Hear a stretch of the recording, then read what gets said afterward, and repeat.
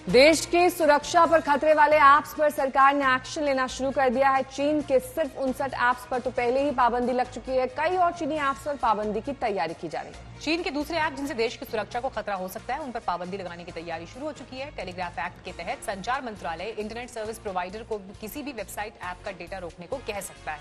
इन सभी ऐप्स का डेटा अगले 1 या 2 दिन में रोक दिया जाएगा। Google play store, app store से ये ऐप हटा दिए गए हैं। इनके अपडेट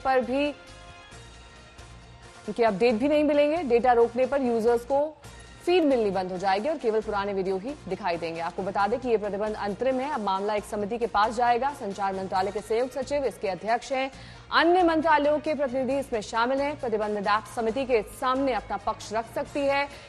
इसके बाद समिति यह तय करेगी प्रतिबंध जारी रखा जाए या फिर इसे हटा दिया जाए।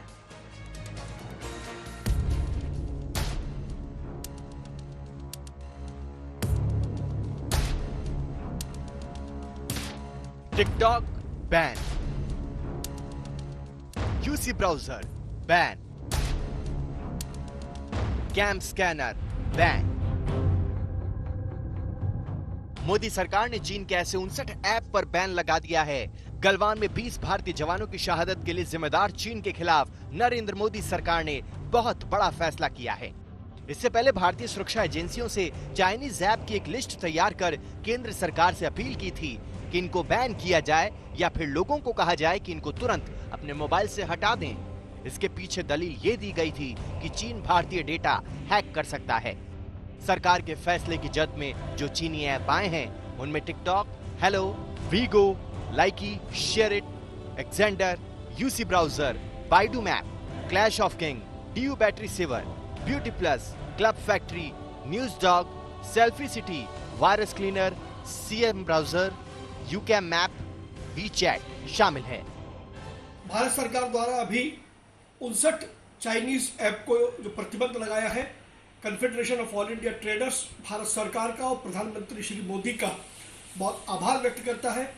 हमारा जो चीनी वस्तुओं के बहिष्कार का कैंपेन है उसके लिए सरकार की ओर से बहुत बड़ा समर्थन है और अब और तेजी के साथ हम लोग पूरे देश के अंदर इस अभियान को चलाएंगे और सरकार से ये भी आग्रह करेंगे कि जिन चीनी कंपनियों के साथ सरकार के कोई अनुबंध हुए हैं, चाहे वो केंद्र सरकार हो या राज्य सरकार हो, उन सभी अनुबंधों को भी रद्द किए गए। चीनी ऐप्स को बैन करने की भारत सरकार ने 7 वजहें बताई हैं, जिनमें इंफॉर्मेशन टेक्नोलॉजी एक्ट के सेक्शन 69A के तहत बैन किया गया है। इनसे भारत की सुरक्षा, संप्रभुता और एकता को खतरा बताया गया है। ऐप्स के जरिए 130 करोड़ भारतीयों की डेटा की सुरक्षा को खतरा बताया गया है। अवैध तरीके से यूजर का डेटा चोरी कर भारत के बाहर मौजूद सर्वर पर भेजा जा रहा था। इन ऐप से लोगों की प्राइवेसी को खतरा बताया गया है। संसद के अंदर और बाहर भी इन ऐप्स को लेकर चिंता जाहिर की गई थी। सरकार के इस कदम की चौतरफा तारीफ हो रही है। पेटीएम के विजय शेखर शर्मा ने भारत सरकार के कदम की खुली तारीफ की है। हालांकि पेटीएम में चीनी कंपनी अलीबाबा की बड़ी हिस्सेदारी है। विजय शेखर शर्मा ने ट्वीट कर लिखा है कि राष्ट्रहित में साहसिक कदम, आत्मनिर्भर ऐप इकोसिस्टम की तरफ एक कदम। ये भारतीय उद्यमियों को आगे आने के लिए और देश के लोगों के लिए सर्वश्रेष्ठ ऐप निर्माण का समय है।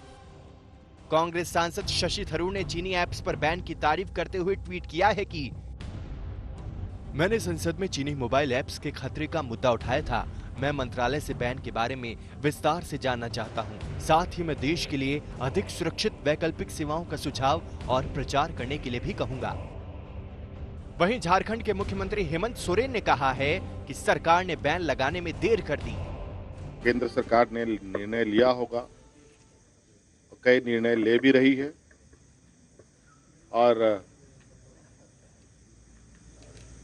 इसका असर और इसका प्रभाव अगर सही मायने में वो गलत है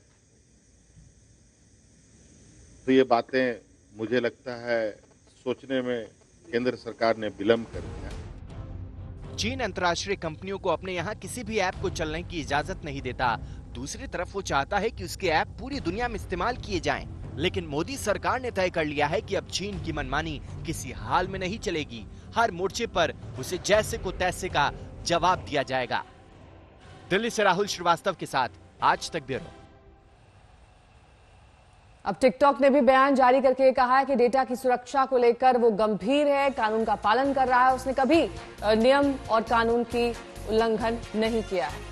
टिकटॉक ने कहा है कि डेटा सुरक्षा को उसने सर्वोच्च प्राथमिकता दी है, बैन का वो पालन कर रहे हैं और सरकार के आदेश के मुताबिक कमेटी के सामने पेश होकर सफाई भी देंगे। लेकिन उनका ये कहना था कि हमने कभी किसी विदेशी सरकार या संस्था के साथ डेटा शेयर नहीं किया, ना चीन के साथ शेयर किया, लेकिन फिर भी सफाई देने का एक मौका हमें मिलना चाहिए।